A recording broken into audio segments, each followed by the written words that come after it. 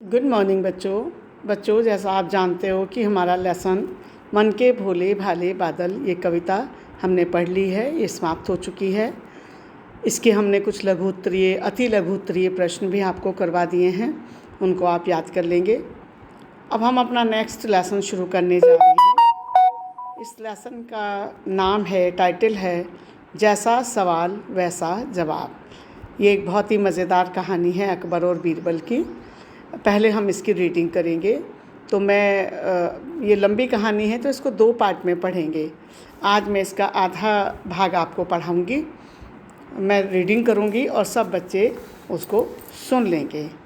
बादशाह अकबर अपने मंत्री बीरबल को बहुत पसंद करता था। बीरबल की बुद्धि के आगे, बुद्धि मतलब होशियारी, चालाकी, उसका दिमाग कितना तेज़ चलता था, आगे बड़ों की भी कुछ नहीं चल पाती थी।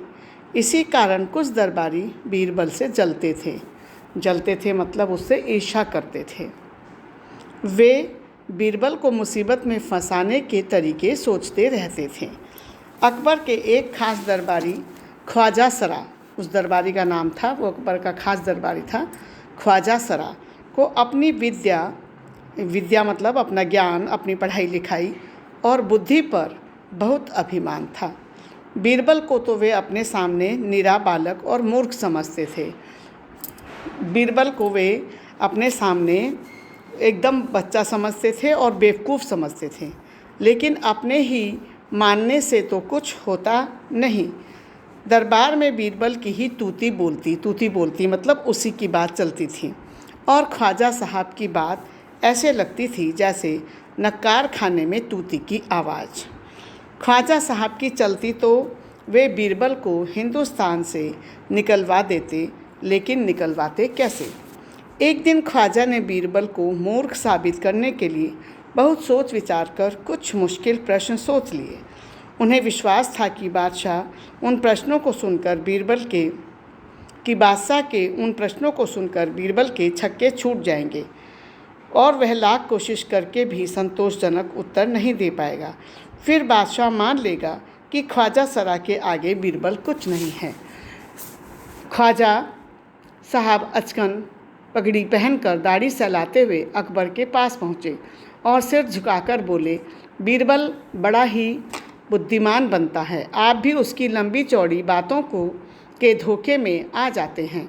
मैं चाहता हूँ कि आप मेरे 3 सवालों के जवाब पूछकर उसके दिमाग की गहराई नाप लें।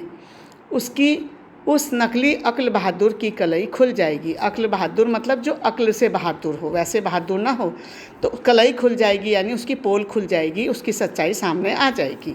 ख्वाजा के अनुरोध करने पर अकबर ने बीरबल को बुलाया और उनसे कहा, बीरबल, परम ज्ञानी ख्वाजा साहब तुमसे 3 प्रश्न पूछना चाहते हैं, क्या तुम उनके उत्तर दे सकोगे? बीरबल बोले, जहाँपना, जरूर दूंगा, खुशी से पूछें। अकबर ने बीरबल से ख्वाजा का पहला प्रश्न पूछा, संसार का केंद्र कहाँ है? बच्चों ये लंबी स्टोरी है, वीडियो लंबी हो जाएगी, तो आज हम यहीं तक पढ़ेंगे। आपका होमवर्क है कि घर में बैठकर आप इस लेसन को पढ़ें। कोई चीज़ मुश्किल लगे, कोई चीज़ समझ ना आए तो वो आप पूछ सकते हैं ऑनलाइन क्लास में।